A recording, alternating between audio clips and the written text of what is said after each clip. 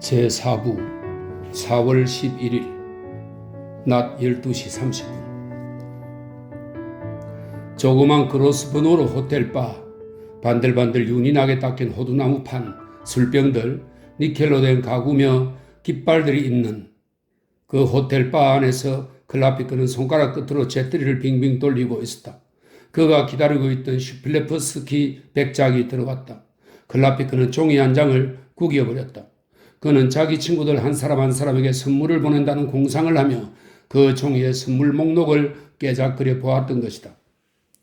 햇빛이 쨍쨍 내리쬐는 이 조그만 시골에서 그래 사업은 잘 됩니까? 신통치 않군요. 하지만 올말에는 나아지겠죠. 난 식료품을 주문받고 다니죠. 물론 유럽 사람에 한해서지만. 슈필레프스키는 매우 산뜻하게 흰옷을 입고 있었지만 날이 선 매부리 코와 벗어진 이마, 그리고 뒤로 빗어넘긴 희끗희끗한 머리카락이며 두드러진 광대뼈가 여전히 독수리 가면으로 가장이라도 한 듯이 우습게 보였다. 한쪽 눈에만 끼고 다니는 안경이 그 만화 같은 모습을 더욱 우습게 보이게 하고 있었다. 아시다시피 문제는 물론 2만 프랑가량 돈을 마련하는 일이죠. 그것만 있으면 식료품 사업에선 의젓한 자리를 차지할 수가 있으니까요. 야, 그거 참. 그래, 당신은 그 조그만, 아니 의젓한 자리를 차지하겠단 말이지? 좋아. 나는 당신이 그렇게도 편견에 사로잡힌 양반인 줄은 몰랐어. 클라피크는 그 독수리 얼굴을 곁눈질로 힐끔 보았다. 이 독수리도 전에는 크라코비 장교 부대의 금도 선수였던 것이다. 내가? 제 얘기를 그래요. 편견으로 가득 찼어. 자, 생각 좀 해봐요. 내게 그만한 돈이 있다면 수마트라에 있던 어느 네덜란드 고관 흉내라도 내면서 당진해버리겠소. 그는 해마다 튤립을 손질하기 위해서 귀국하는 도중 아라비아 해안에 들르곤 했지요. 그런데 그 친구가 그런 도락을 즐기는 도중에 메카의 보물을 훔쳐올 생각이 들었단 말이요. 이건 1860년에 있었던 일이지. 그 보물이라는 게 또 굉장한 것이어서 온통 금투성이라나? 캄캄한 굴 속에 있는데 그건 옛날부터 순례자들이 던져 넣은 것이라는 거요. 참, 그런 굴 속에서 한번 살아보고 싶은걸? 그건 그렇고 튤립 애호가는 유산을 상속받게 되자 메카를 급서버리고 뱃놈들을 모아가지고 앙티우 제도까지 갔더란 말이요. 현대식 무기를 잔뜩 싣고서 이연발 총이며 뺐다 닫았다 할 수 있는 총금 따위지. 그 뱃놈들을 싣고 가만 그리로 끌고 갔더란 말이요. 여기서 클라피크는 집게 손가락을 입술에다 갖다 댔다. 그리고 마치 자기도 그 음모에 한몫 끼인 듯한 기분으로 호기심에 귀를 잔뜩 기울이고 있는 그 폴란드인을 재미있게 바라보며 말을 이었다. 그런데 친구, 그놈의 뱃놈들이 반란을 일으켜서는 그 친구를 죽여버렸죠. 그리고 그 배를 가지고 진짜 해적이 되어서 어느 바다로 뺑소니를 쳤구려. 이건 실제로 있었던 얘기요. 뿐만 아니라 매우 교훈적인 얘기지. 요컨대 내 얘기는 내가 2만 프랑을 마련해 줄 수 있으리라고 기대한다면 그건 망상 중에서도 이만저만한 망상이 아니란 말이오. 그것보다 내가 돈 낼 사람을 찾아보면 어떻겠어? 그건 내 힘으로도 할 수 있지. 더구나 무슨 일거리가 있을 때마다 당신 내 경관 나리들에게 바쳐야만 하니 이왕 바칠 바에는 딴 놈들보다 당신에게 주는 게 낫지. 그런데 놈들도 이렇게 집이 여기저기서 타게 되니까 아편이나 코카인엔 별로 흥미를 안 가진단 말이오. 클라피크는 다시 재떨이를 손가락 끝에 올려놓고 빙빙 돌리기 시작했다. 이번에는 슈필레프스키가 말했다. 나도 그 얘기를 하자는 거요. 내가 일에 성공하려면 의뢰에 만나는 사람마다 붙들고 얘기를 해야 하니까요. 어쩌면 좀 더 기다리는 편이 좋을지도 모르죠. 그러나 내가 당신에게 이 술을, 이건 다른 것이 섞였지만 이 술을 직접 받겠다고 한 것은 그래도 당신을 위해서 충고를 해드리고 싶었기 때문이요. 얘기는 간단하죠. 내일이라도 곧 상하이를 떠나시오. 아하, 하하. 클라피크는 점점 어조를 높여가며 이렇게 연발했다. 그때 이 아하 소리에 대답이라도 하듯 밖에서 자동차의 클렉슨 소리가 빠르고 높게 울려왔다. 그건 또 왜? 왜냐하면 방금 당신이 말한 것처럼 우리 경찰도 허수아비는 아니니까요. 어쨌든 이곳을 떠나시오. 클라피크는 더 우겨댈 수 없다는 것을 알고 있었다. 그러나 다음 순간 혹시 이건 2만 프랑을 우려내기 위한 수작이 아닌가 하는 의심이 들었다. 오, 어림없지. 그럼 내일이라도 떠나야 합니까? 그는 바 안의 칵테일이 쉐이크며 니켈을 씌운 난간을 마치 정든 물건이나 되듯이 바라보았다. 늦어도 내일까지는 떠나야죠. 하지만 당신은 떠나지 못할 겁니다. 뻔하죠. 어쨌든 이젠 당신에게 경고해 둡니다. 클라피크는 무엇라고 말할 수 없는 고마운 생각이 들었다. 무엇라고 말할 수 없다는 것은 그 충고를 의심해서가 아니라 차라리 그것이 어떤 성격의 충고인지 그리고 지금 과연 어떤 위험이 다가오고 있는지를 통 알 수 없었기 때문이다. 어떻소? 내가 생각했던 것보다는 훨씬 더 도움이 되었을까요? 폴란드인이 클라피크의 팔을 꽉 쥐며 말을 계속했다. 떠나시오. 그 배에 관한 사건이니까요. 하지만 난 그런 것과는 아무 상관도 없는데요. 어쨌든 떠나시오. 그럼 지조로 노인도 수배되었는지 좀 말해줄 수 없을까요? 그렇지 않으리라고 생각되는데 차라리 그 아들이 위험하죠. 어쨌든 떠나시오. 그 폴란드인이 무슨 정보를 쥐고 있다는 것만은 확실했다. 클라피크는 그의 손 위에 자기 손을 올려놓았다. 당신의 식료품 사업에 돈을 대주지 못하는 게 매우 유감스럽소. 당신은 나의 은인이요. 하지만 내겐 아직 변변치 않은 물건들이 얼마쯤 남아있어. 조각품이 2-3개 있는데 그거라도 가져가시오. 괜찮소. 왜요? 괜찮아요. 아하, 아무 말도 없으시군. 그럼 좋습니다. 그러나 어째서 내 조각품들을 갖지 않겠다는 건지 그게 궁금하군요. 이때 슈필레브스키는 그를 쳐다보더니 다시 입을 열었다. 나 같은 생활을 해온 사람에겐 때때로 좀 달리 벌충이라도 할 수 있어야죠. 그렇지도 못한다면 어떻게 이런 직업을 해 나가겠어요? 달리 벌충을 하지 않아도 살아나갈 수 있는 직업이라는 게 그리 흔할 것 같지도 않은데 사실 그래요. 예를 들면 상점들의 경비가 얼마나 미약한지 당신은 상상도 못할 겁니다.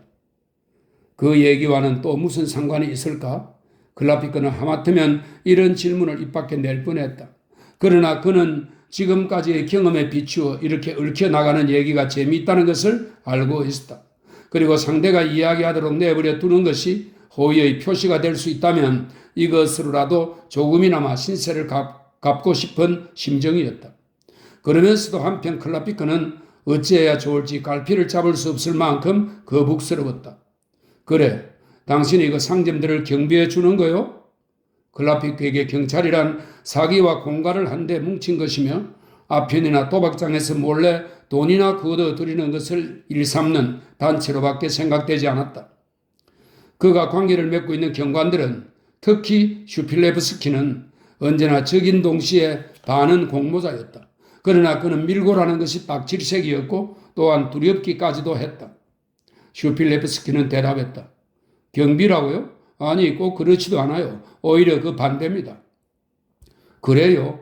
그럼 무슨 개인적인 소득이라도 그저 장난감 값이라도 벌자는 거죠. 어린 자식놈에게 장난감 사다 줄 만한 돈도 없으니까요. 참 괴로운 노릇이죠. 사실 그놈 좋아하는 얼굴을 볼 때면 귀엽다는 생각만 드니 더욱 괴롭거든요. 그리고 장난감을 사주는 것 이외엔 어떻게 해야 그놈이 즐거워할지 통 모르겠어요. 참 힘들어요. 그렇다면 내 조각품들을 가져가요. 다 필요 없다면 일부만이라도. 이거 참 죄송하군요. 그런데 나는 상점에 들어가 이렇게 말하죠. 저는 발명가이며 또 제작자입니다. 댁의 견본을 좀 보러 왔습니다. 그러면 보여주거든요. 거기서 하나만 슬쩍 집어넣죠. 그 이상은 절대 안 합니다. 때로는 그들이 감시하는 수도 있죠. 그렇지만 그런 일은 드물어요. 그는 머리를 뒤로 젖히고 이마 근육과 안경알을 낀 왼쪽 뺨을 실룩거렸다. 익살맞은 기색은 보이지 않았다. 그러다 들키면 슈필레브스키는 주머니에서 수첩을 꺼냈다. 그것을 클라피크의 눈앞에 대고 펼쳐 보였다. 경찰 신분증이 들어있었다. 그는 수첩을 다시 닫고는 무슨 뜻인지 모를 손짓을 해 보였다. 나도 돈이 있을 때도 있거든요. 또한 파면당할는지도 모르고요. 하지만 어떤 일이 생기건 클라피크는 그 순간 깜짝 놀랐다. 자기가 매우 중요한 인물이 되었다는 것을 깨달았던 것이다. 그는 한 번도 자기 행동에 대해서 책임이란 것을 느껴본 일이 없었기 때문에 더욱 놀란 것이다. 지조로 청년에게 알려줘야겠다. 그에게 문득 이런 생각이 떠올랐다. 오후 1시. 시간 전에 채에는 서류 가방을 한쪽 팔 밑에 끼고 부두를 따라 걸어가고 있었다. 낯이 익은 유럽인 몇 명과 하나하나 마주쳤다.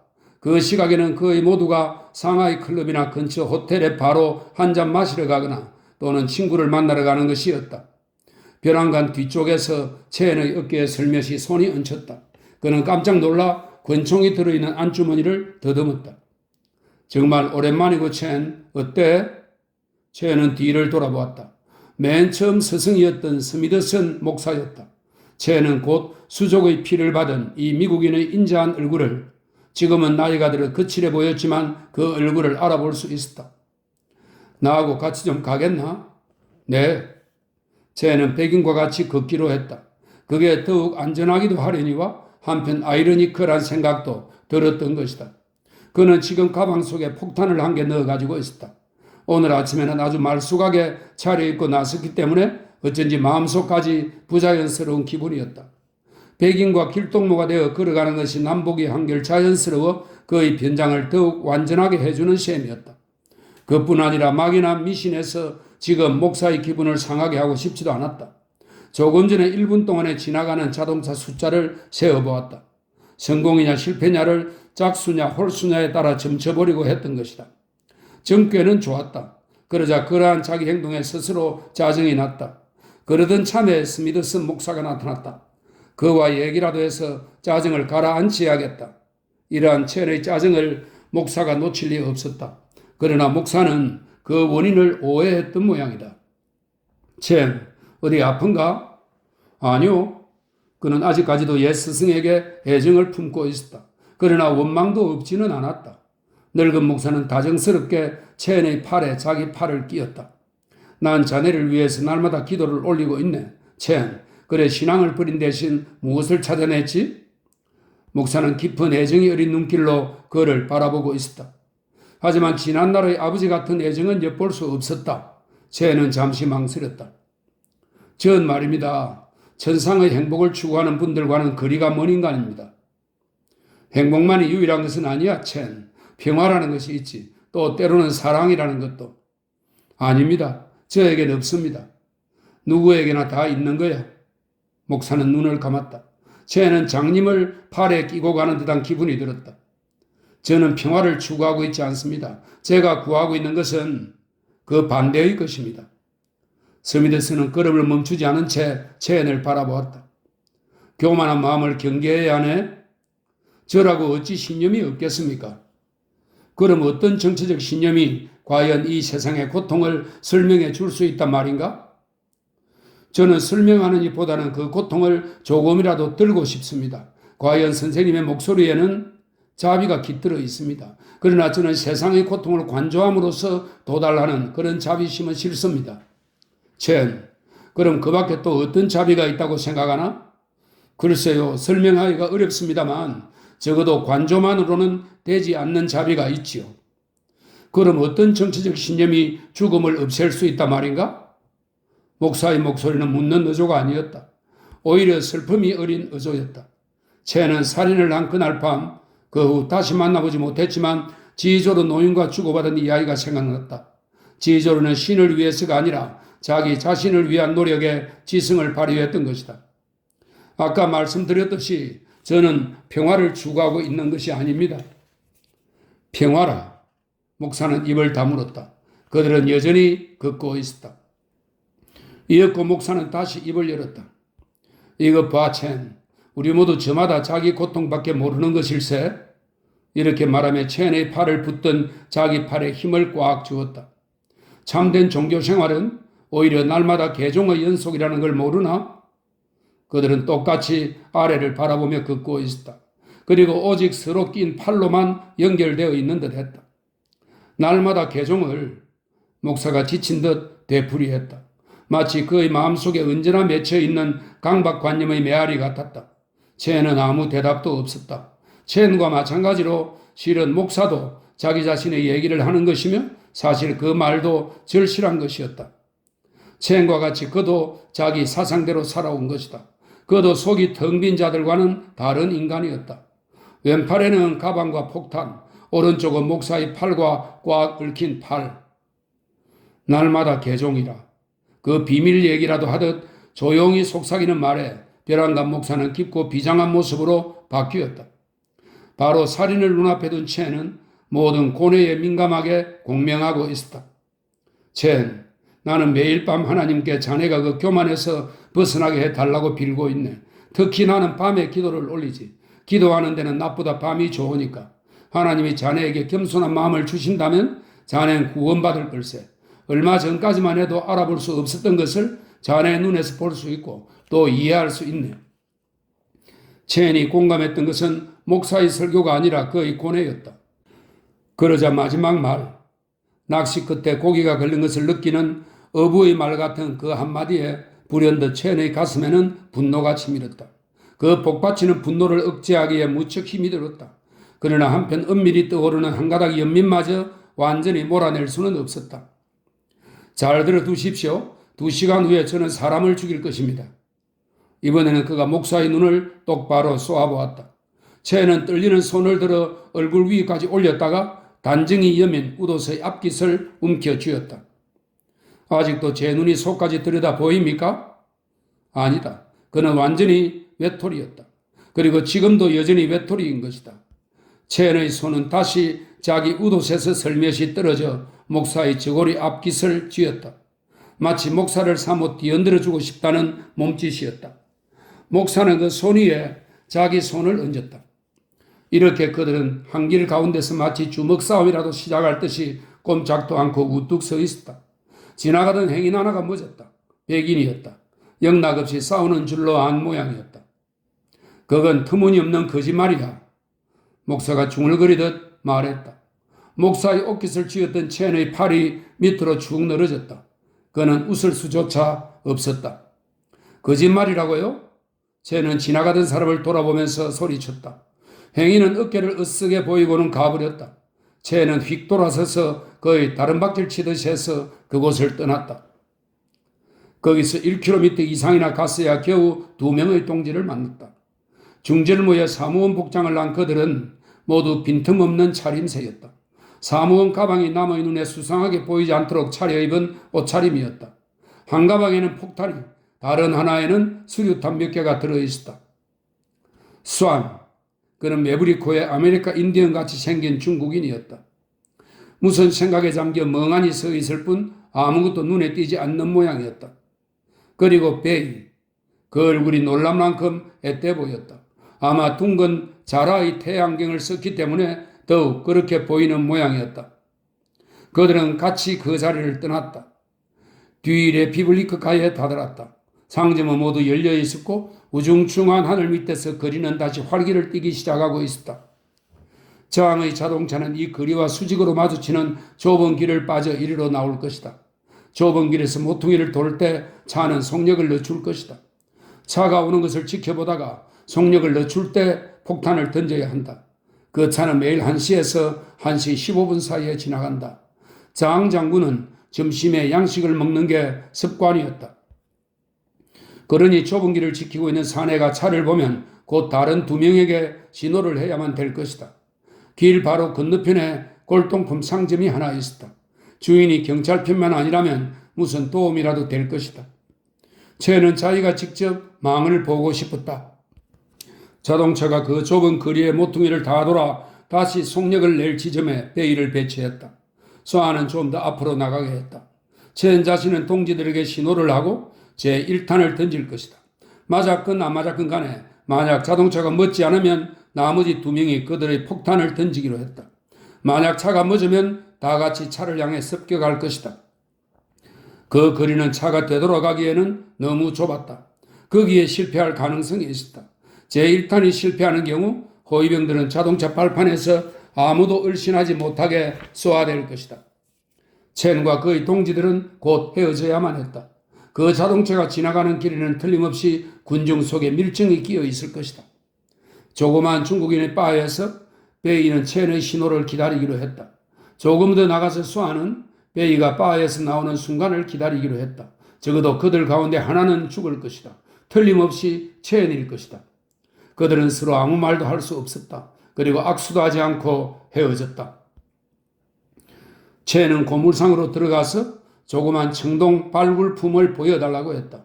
상인은 한 서랍에서 보랏빛 공단으로 된 올망졸망한 곽들을 한 줌 집어서 꺼냈다. 손가락 사이로 곽들이 울퉁불퉁 비어져 나온 손을 테이블 위에 놓고 곽들을 널어놓기 시작했다. 그 사내는 상하이 사람이 아니었다. 북부 중국인 아니면 투르키스탄에서 온 사람 같았다. 성글고 부드러운 수염이라든지 길게 째진 두 눈은 영락없이 회교도 하층 계급의 모습이었고 남에게 아침을 잘하게 생긴 인매도 그러했다. 그러나 코가 납작하고 염소처럼 기복이 없는 변피연한 얼굴은 그렇지도 않았다. 장군이 지나가는 길목에서 폭탄을 가지고 있는 자를 발견해서 고발하는 놈은 돈을 한 뭉치 받게 되고 그들 사이에서도 공로자로 취급받을 테지. 그런데 이 돈깨나 있어 보이는 상인은 아마 장의 열성적인 대원일런지도 모른다. 상하이에 오래 계셨습니까? 하고 그가 첸에게 물었다. 이 이상한 손님은 대체 무엇을 하는 사람일까? 첸의 그 거북스러운 태도며 버려놓은 골동품에는 통 흥미가 없어 보이는 눈치 등이 상인에게는 불안하게 느껴졌던 것이다. 이 청년은 아마 평소에 양복을 입지 않는 모양이군. 옆모습이 날카롭긴 했지만 그래도 첸의 두툼한 입술은 어딘가 인정미가 있어 보였다. 중국 내륙 지방의 어느 부유한 농사꾼의 아들일까? 그러나 부유한 농사꾼 같으면 고대 청동체 골동품 같은 것을 모를 리가 없지. 그럼 유럽인의 부탁으로 사는 것일까? 하지만 아무래도 하인이나 심부름꾼 같아 보이지는 않는데, 그리고 만약 그가 골동품 애호가라면 그런 사람 치고는 눈앞에 내놓은 물건들을 너무 무관심하게 보고 있는 품이 아무래도 무슨 딴 생각을 하고 있는 것 같다. 그것도 그럴 것이 첸은 벌써 거리를 살펴보고 있었기 때문이다. 그 상점에서는 200m쯤 앞까지 내다볼 수 있었다. 자동차가 보이기 시작한 후 얼마나 시간 여유가 있을 것인가. 그러나 이 바보 녀석의 호기심에 찬 눈앞에서 어떻게 거리와 시간을 정확히 파악할 수 있을까? 하여간 놈의 질문에 대답은 해주어야지. 이렇게 잠자코만 있으면 불리하다. 난 내륙 지방에서 살았는데 전쟁통에 그만 쫓겨나왔어. 상인은 다시 물어버리는 눈치였다. 그 상인이 자기를 보고 불안해하는 기색을 알 수 있었다. 상인은 그가 다음에 혼란이 벌어지면 그때 약탈해 가려고 미리 상점을 살펴보려온 도둑이 아닌가 하는 의심이 들었다. 하지만 이 청년은 제일 고급품을 보자고 하지는 않았다. 그가 보는 것은 다만 청동상이나 여우 모양으로 만든 핀 따위뿐인데 그것도 비교적 싼 물건들 뿐이다. 일본 사람 같으면 여우 모양을 좋아하지만 그러나 이 손님은 일본 사람도 아니다. 어디 좀 더 계속해서 그럴듯하게 유도 질문을 해보자. 손님은 틀림없이 후베이 성에서 오셨죠? 중부 지방에서는 살기가 무척 힘들어졌다더군요. 첸은 반 귀머거리 흉내라도 낼까 하는 생각을 해보았다. 그러나 그렇게 하면 더욱 수상하게 보일까 봐 그만두었다. 지금은 거기 살지 않소. 이렇게 딱 잘라 대답했다. 그의 어조와 목소리는 어딘가 퉁명스러운 데가 있었다. 흔히들 쓰는 표현을 쓰지 않고 자기 생각을 선뜻 털어놓는 말투였다. 문득 흥정을 해야겠다는 생각이 들었다. 얼마요? 여머리가 붙은 핀 한 개를 손가락질하며 물었다. 그런 것은 무덤에서 얼마든지 발견되는 것들이었다. 15달러입니다. 8달러면 되겠군. 이만한 것을요? 무슨 말씀을 원? 저희가 상값이 10달러인데. 그러니 거기다 얼마간 좀 보태서 말씀해 주셔야죠. 첸은 대답 대신 베이가 있는 곳을 얼른 바라보았다. 베이는 문을 활짝 열어놓은 바 안의 조그만 테이블 앞에 앉아 있었다. 그 양경이 번쩍번쩍 빛을 반사하고 있었다. 고물상 창문 유리 때문에 베이에게는 그가 보이지 않을 것이다. 그러나 그가 상점 밖으로 나가는 것은 보일 것이다. 난 9달러 이상은 못 내겠는데? 이었고 마치 곰곰이 생각한 끝에 값을 부르는 것처럼 딱 잘라 말했다. 그것도 내겐 부담이 크지만 이런 거래에서는 의뢰 주고받는 수작이어서 첸도 쉽사리 응수할 수 있었다. 이건 오늘 마숫거리니 까짓것 1달러쯤 제가 손해보죠. 첫 개시 흥정이 되면 재수가 좋다니까요. 골동품상의 대답이었다. 거리는 텅 비어 있었다. 인력 한 대가 모퉁이를 지나갔다. 이어 또 한 대, 사람 2명이 나타났다. 그 다음 개가 한 마리, 자전거가 하나, 2명은 오른쪽으로 돌아갔다. 인력거는 이미 지나가고 없었다. 거리는 다시 텅 비었다. 뒤에 개가 남아있을 뿐. 하지만 9달러 50센트까지는 주셔야겠습니다요. 안 되겠습니까? 정 그렇다면 좋소. 선심 쓰는 셈 칩시다. 또 하나, 이번에는 사기로 된 여우를 흥정했다. 체인이 물건을 사자 상인은 더욱 안심하는 모양이었다. 말하자면 여기서 떳떳이 생각할 수 있는 권리를 얻은 셈이었다. 그 물건에 꼭 들어맞을 만한 값을 부리려고 이것저것 생각하는 채 할 수 있었다. 그러니 상인도 그 거래에 관한 손님의 중대한 생각을 방해해서는 안 될 일이다. 이 거리에서는 시속 40km로 달릴 것이다. 그럼 2분간에 1km 이상을 달리는 셈이다. 그러면 자동차가 나타난 지 1분도 채 못 되어 지나가고 말 테지. 정말 잠깐 사이다. 베이가 이 문에서 잠시도 눈을 떼지 말아야 할 텐데. 쟤는 경옥을 박은 혁대장식을 흥정했다. 상인이 부른 값에는 응하지 않고 좀 더 생각해 봐야겠다고 했다. 점원 하나가 차를 가지고 왔다. 쟤는 수정으로 된 자그마한 여우머리 하나를 샀다. 3달러밖에 부르지 않은 것이었다. 그만큼 물건을 샀건만 주인의 경계심이 완전히 가신 것은 아니었다. 이 밖에 정말 진짜 좋은 게 있는데요. 정말 예쁜 여우 장식이 붙은 것이죠. 하지만 그것은 값이 대단히 비싼 것이어서 상점에 보관해 두진 않았었죠. 필요하시다면 시간을 정하고 다시 만나 뵙기로 하시면 쟤는 아무 말도 하지 않았다. 그러실 수 없으시다면 지금 점원을 보내어 가져오게 하지요. 난 그렇게 값진 물건에는 흥미가 없소. 그만한 돈도 없고. 그러고 보니 확실히 도덕은 아니로군. 비싼 것을 보자고 하지도 않는 걸 보니 고물상은 마치 미라라도 다루듯이 조심스럽게 그 경옥을 박은 혁대장식을 다시금 내보였다. 그러나 그가 아무리 그 보드랍고 새빨간 입술로 손님을 끄는 말을 늘어놓아도 아무리 그 탐욕스러운 눈초리로 열심히 바라보아도 손님은 여전히 담담한 태도로 서 있었다. 그러나 이 혁대장식을 고른 것은 이 사람이 아닌가. 흥정이란 남녀관계와 마찬가지로 하나의 공동작업이다. 그러나 그는 지금 마치 판자조각과 연애하는 것 같았다. 이 사람은 무엇 때문에 물건을 사는 걸까? 문득 상인은 손님의 속셈을 안 듯 했다. 아하, 이 청년은 자베이에 있는 일본 창녀에게 아주 녹아 떨어지곤 하는 불쌍한 젊은 친구들 중에 하나로군. 그것들은 여우 장식이라면 꼼짝 못하거든.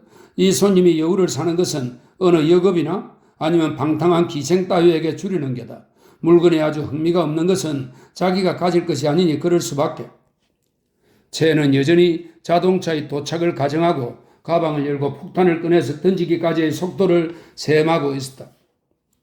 그러나 기생은 발굴품 같은 것을 좋아하지는 않을 텐데 아마 귀여운 여우만은 예외로 생각하는 모양인가? 이 청년은 수정으로 된 것과 사기로 된 물건을 샀는데 올망졸망한 곽들이 어떤 것은 열린 채로 또 어떤 것은 닫힌 채로 카운트 위에 널려 있었다. 점원 2명이 턱을 괴고 물끄러미 바라보고 있었다. 그중 아주 어린 점원이 체인의 가방에 기대고 있었다. 몸의 중심을 이쪽 다리에 두었다 저쪽으로 두었다 하는 바람에 어느 사이에 가방이 조금씩 카운터 끝으로 밀려나가고 있었다. 폭탄은 가방 오른쪽 가장자리에서 약 3cm쯤 사이를 두고 들어있었다. 체인은 조마조마해서 꼼짝할 수도 없었다. 그러나 마침내 불쑥 팔을 내밀어 가방을 끌어당겼다. 무사히 끝내고 보니 별로 힘들지 않은 일이었다. 그들 중 어느 누구도 죽음을 예감하지 않았으리라. 하마터면 목숨이 달아날 뻔했다는 것을 느낄 리도 만무했다. 그들에게는 아무것도 아니었다.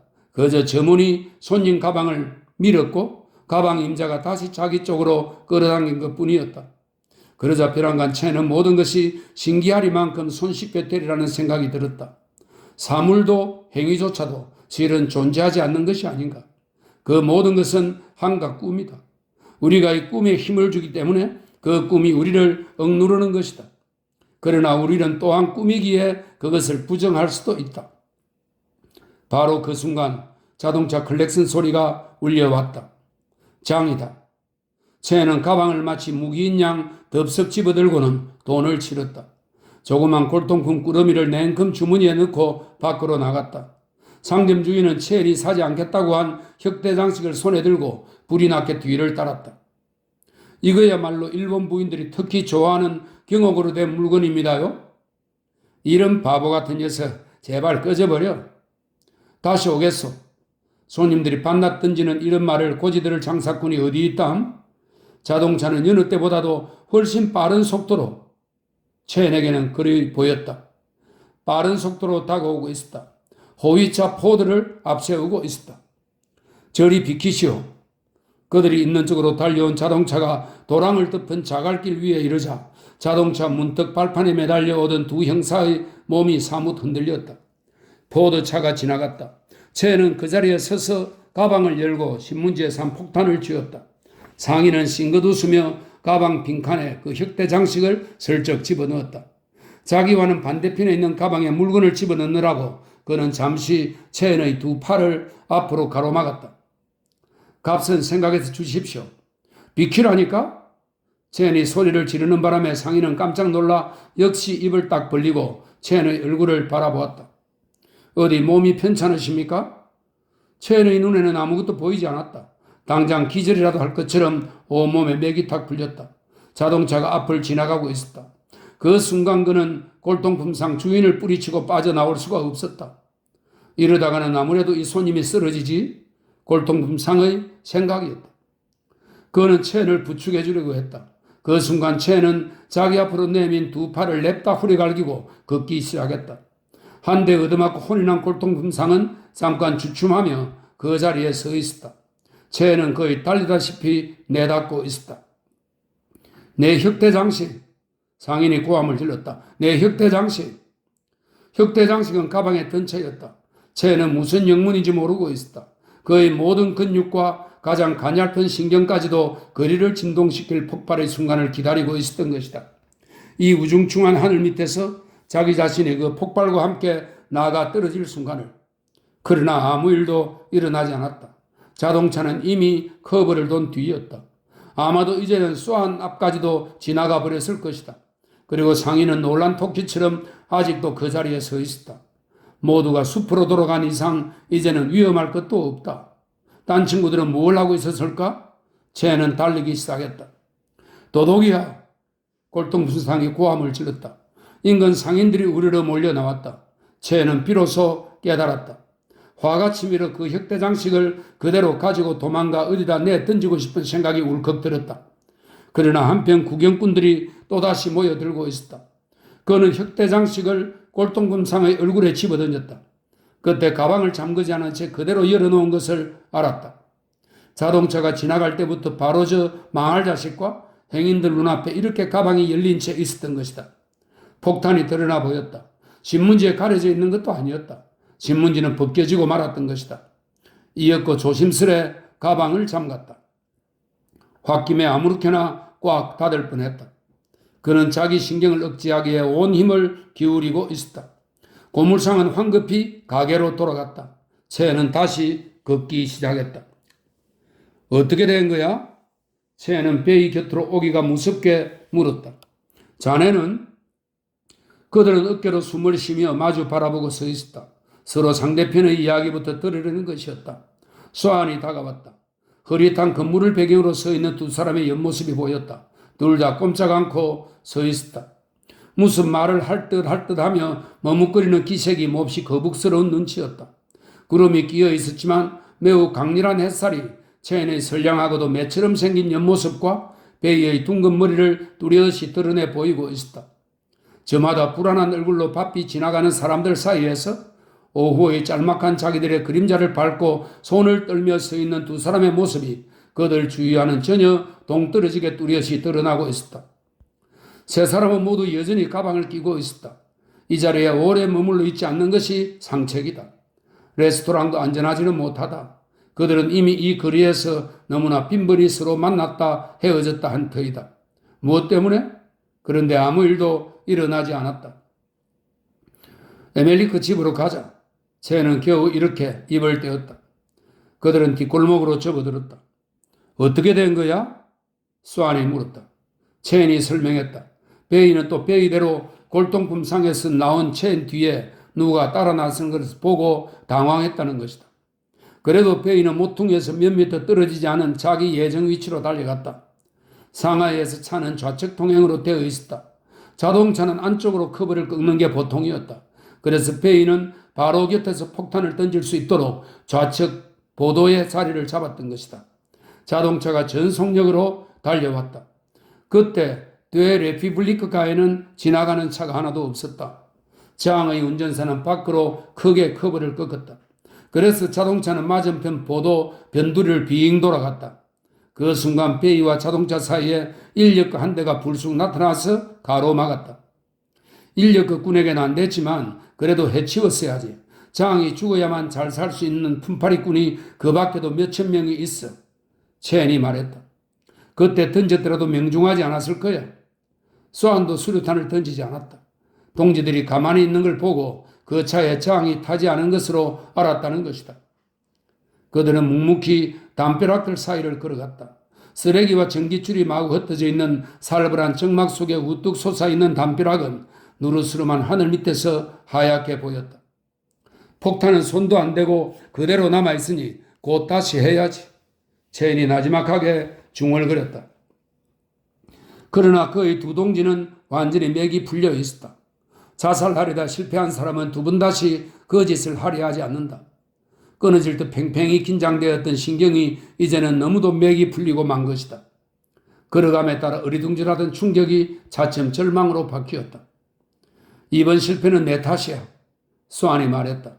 아니야, 내 잘못이야. 베이가 되뇌었다. 그만해둬. 첸이 맥 풀린 소리로 가로막았다. 그는 이렇게 비참한 기분으로 그들과 걸어가면서도 무엇인가 혼자 골똘히 생각하고 있었다. 같은 방법으로 다시 시작해서는 안 될 것이다. 애당초 계획이 걸러먹었던 것이다. 그렇다고 다른 계획을 생각해내기도 어려운 노릇이었다. 그가 생각했던 것은 어느덧 에멜리크의 가게에 다다랐다. 에멜리크는 가게 맨 안쪽에 앉아 있었다. 밖에서 중국어로 중얼거리는 소리와 그 말에 응답하는 다른 두 사람의 말소리가 들려왔다. 그 음성과 그 불안한 의조가 그의 주의를 끌었다. 바로 어제도 악성 치질에 걸린 듯한 두 녀석이 이 앞을 왔다 갔다 하는 것을 보았는데 확실히 놈들은 공연히 왔던 게 아니야. 에멜리크는 문득 이런 생각을 했다. 말소리를 똑똑히 알아들을 수는 없었다. 2층에서 어린애가 늘 시끄럽게 우르대고 있었기 때문이다. 그러자 말소리가 뚝 그쳤다. 보도에 비낀 뭉툭한 그림자를 보고 거기에 사람 셋이 서 있다는 것을 알았다.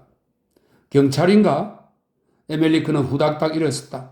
납작한 코에 기진맥진한 권투 선수처럼 양 어깨가 앞으로 축 늘어진 자기 꼴을 보고는 놈들도 그다지 두려워하지 않으리라는 생각이 들었다. 문 쪽으로 다가갔다. 그는 자기 손을 미쳐 주머니에 넣기 전에 상대가 첸이라는 것을 알았다. 뒷방으로 가세. 첸이 입을 열었다. 셋은 모두 에멜리크 앞을 지나갔다. 그는 자기 앞을 지나가는 그들을 자세히 훑어보고 있었다. 저마다 가방을 가지고 있었다. 그것도 아무렇게나 든 게 아니고 팔 근육이 부르르 떨릴 만큼 꽉 끼고 있었다. 문이 닫히자 첸이 입을 열었다. 자, 몇 시간 동안만 우리를 이곳에 있게 해주겠나? 우리들과 이 가방 속에 든 것을 말이야. 폭탄이지? 그래. 그건 안 돼. 2층에서는 아이가 여전히 울고 있었다. 몹시도 괴로운 듯한 울음소리가 이제는 흐느낌 소리로 바뀌었다. 그리고 마치 장난으로 우는 것처럼 딸꾹질도 가끔 하면서 그럴수록 더욱 처참하게 들렸다. 레코더며 의자며 귀뚜라미 등 첸이 탕렌다를 죽인 직후에 왔을 때와 조금도 다름없었다.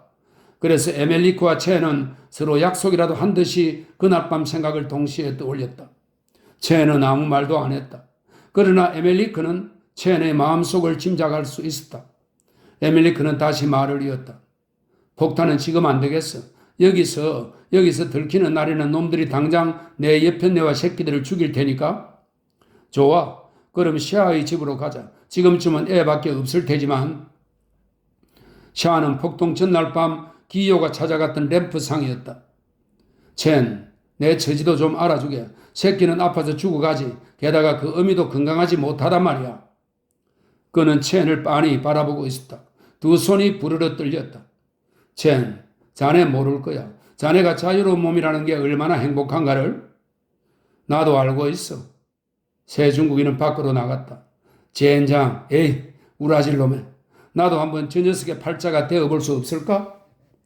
에멜리크는 마치 고속도로 촬영한 영화의 한 장면처럼 혼자 저주를 퍼부으며 2층 방으로 통하는 층계를 천천히 올라갔다. 방에는 그의 중국인 아내가 앉아 있었다.